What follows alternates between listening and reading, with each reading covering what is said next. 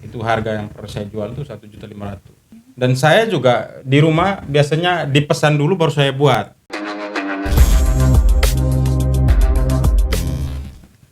Hai sahabat Florespedia, jumpa lagi bersama saya Sandra, host acara Ngopi Florespedia. Nah, sahabat Florespedia, hari ini kita kedatangan Kakak Yos Bajo, yang adalah salah satu wira swasta yang menekuni kerajinan usaha parang.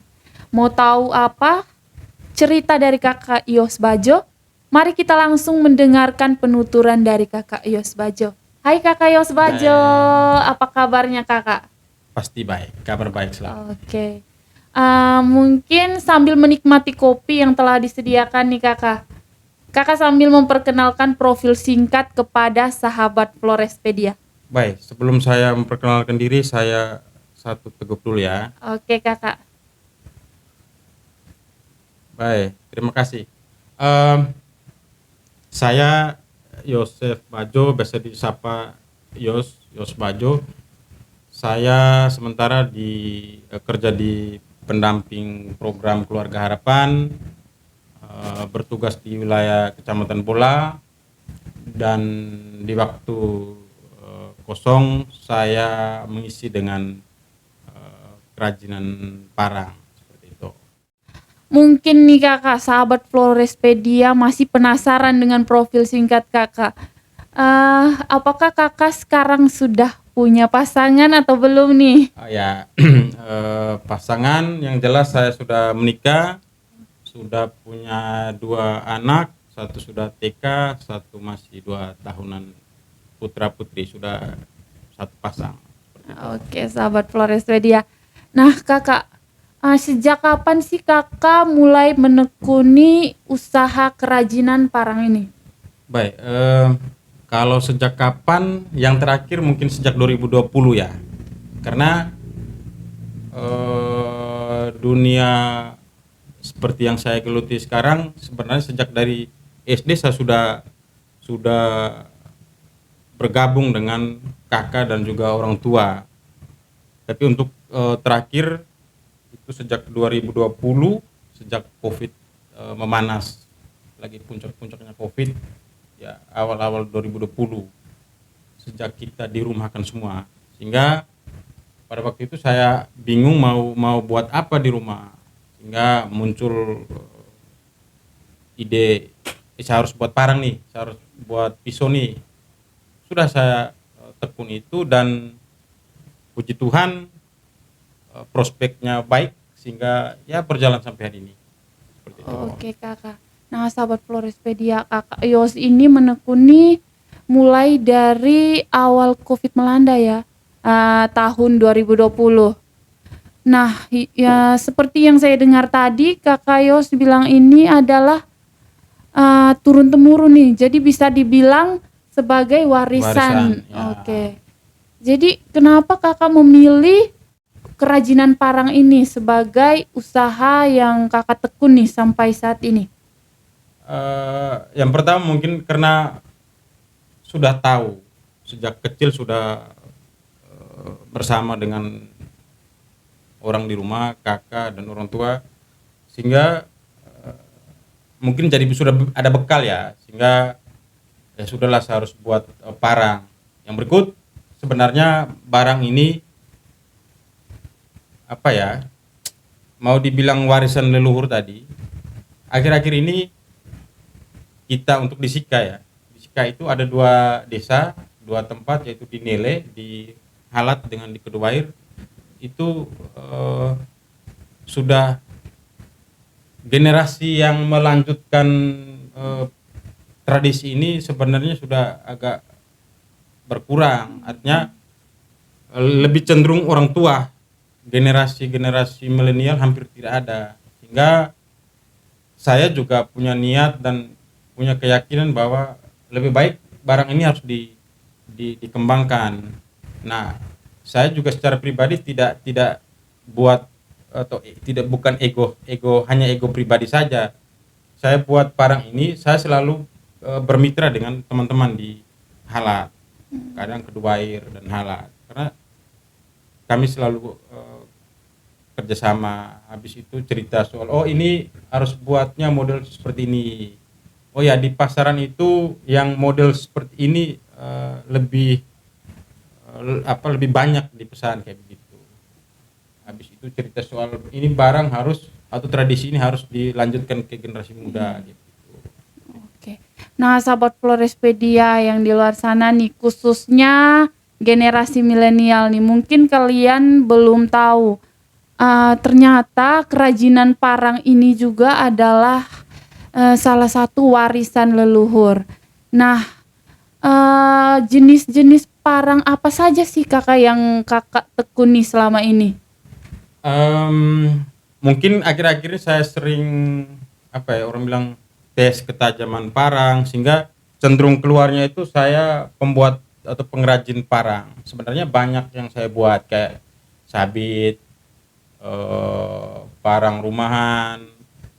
Tapi sayang juga karena saya harus bukan berbenturan ya. Bagaimana ya, teman-teman orang tua yang jual di pasaran, sehingga saya sudahlah yang urusan parang-parang rumahan atau sabit atau alat pertanian itu saya kurangi, sehingga saya cenderung ke parang-parang pajangan. Nah, bahasa pasar itu orang selalu bilang samurai, tapi sebenarnya katana. Habis itu ada parang kita yang orang bilang soda, itu bahasa Momere, dan saya modif dan saya buat sedemikian rupa sehingga tampilannya lebih menarik, sehingga akhir-akhir ini cenderung orang pesan yang itu, yang parang Momere, parang soda. Kalau bahasa Momerenya Rodin soda, itu parang ciri khas Momere. Oke, asik nih kakak.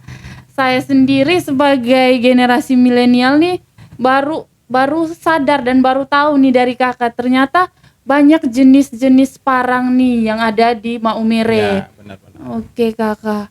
Jadi bagaimana kakak memasarkan produk kerajinan kakak itu?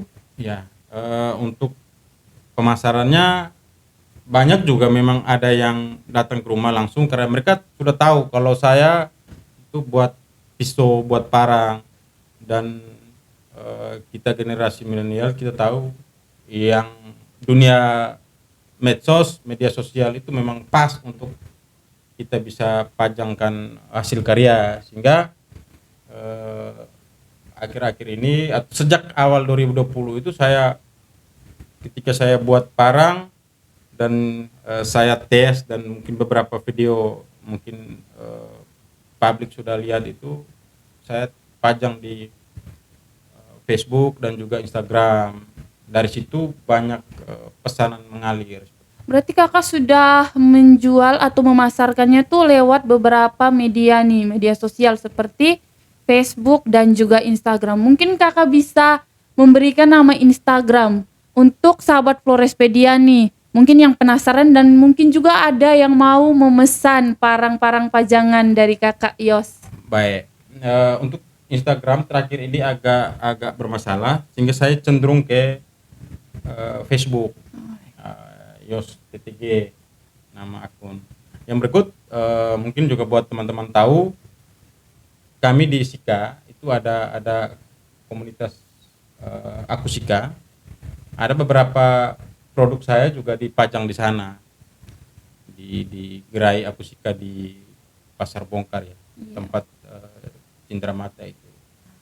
Oke sahabat Florespedia, jadi usaha kerajinan kakak Yos juga ini sudah dipajang atau sudah dipasarkan di tempat kerajinan di Pasar Bongkar. Nah kakak, mungkin kakak bisa ceritakan bagaimana cara membuatnya dan juga bahan-bahan apa saja sih untuk kakak membuat Bisa menghasilkan kerajinan. sebuah produk. Iya. Baik, untuk parang atau apapun itu, untuk alat pertanian ya istilahnya, itu saya lebih cenderung ke fair mobil.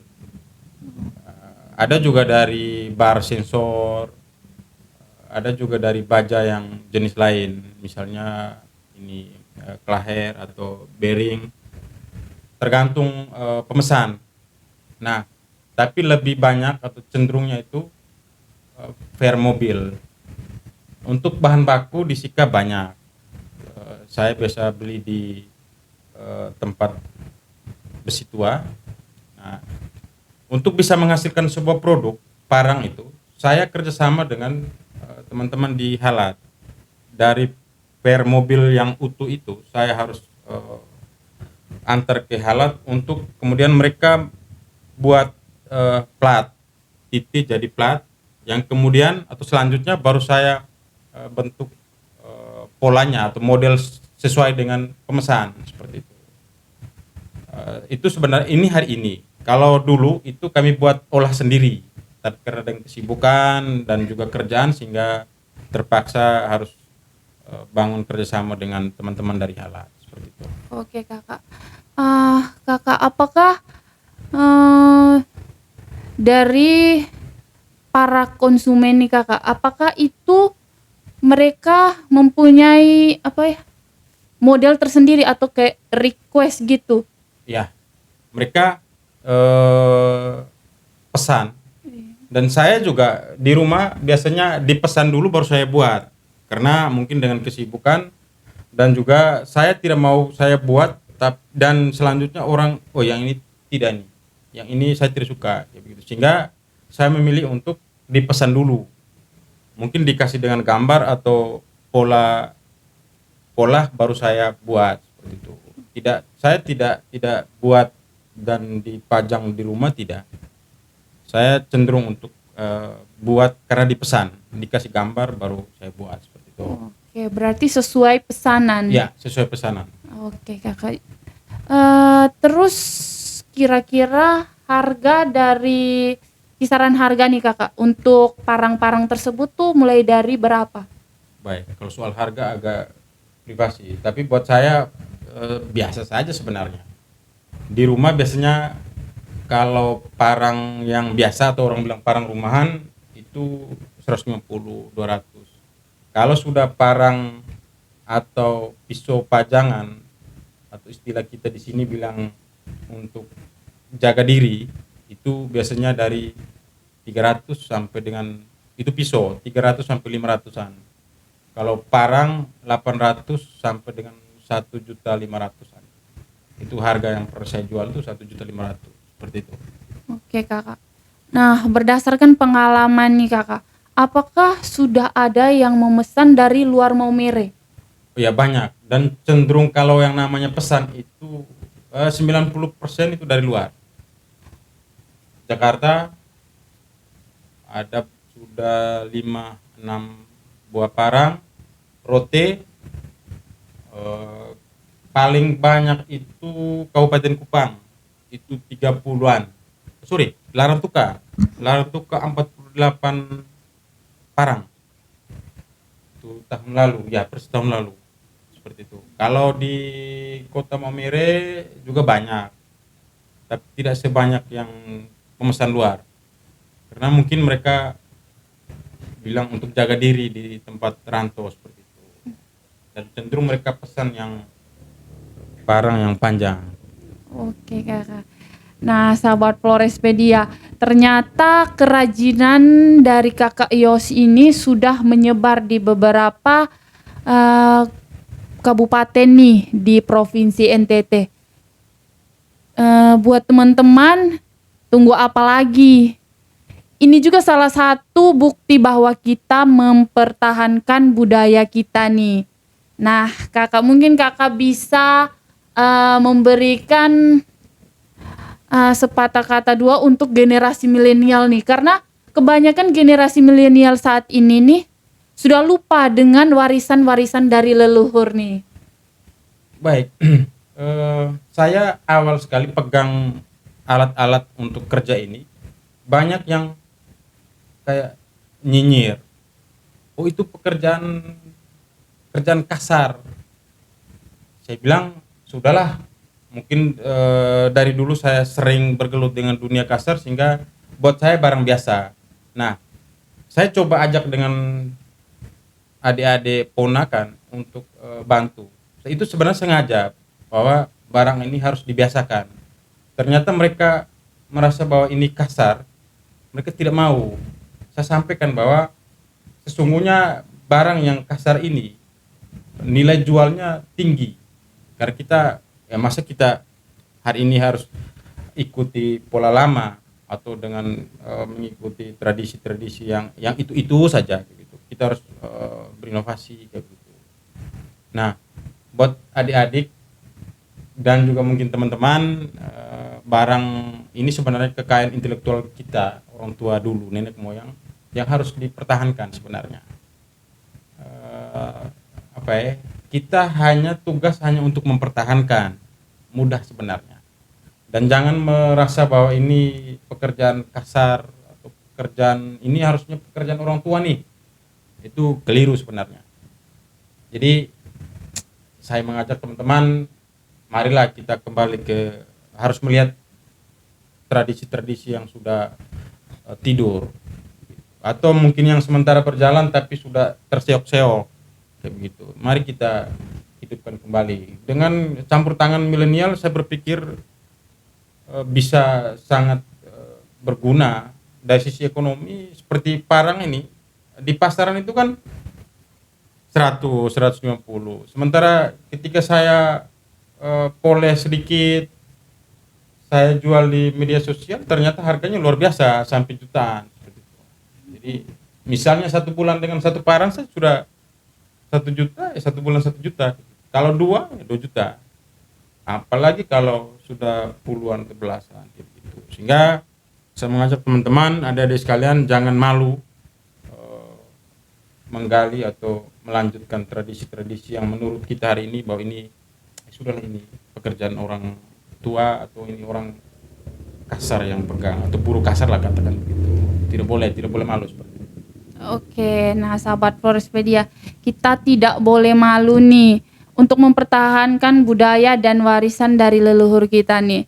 Nah, Kakak Yos, mungkin setelah acara ini Kakak Yos mungkin bisa menarik saya nih sebagai pekerja di usaha Kakak nih. Karena saya sebagai generasi milenial nih mulai tertarik nih teman-teman. Karena apa? Informasi yang Kakak Yos berikan ini sangat-sangat bermanfaat nih. Dan baru terdengar di telinga saya sebagai generasi milenial. Ternyata ada juga parang.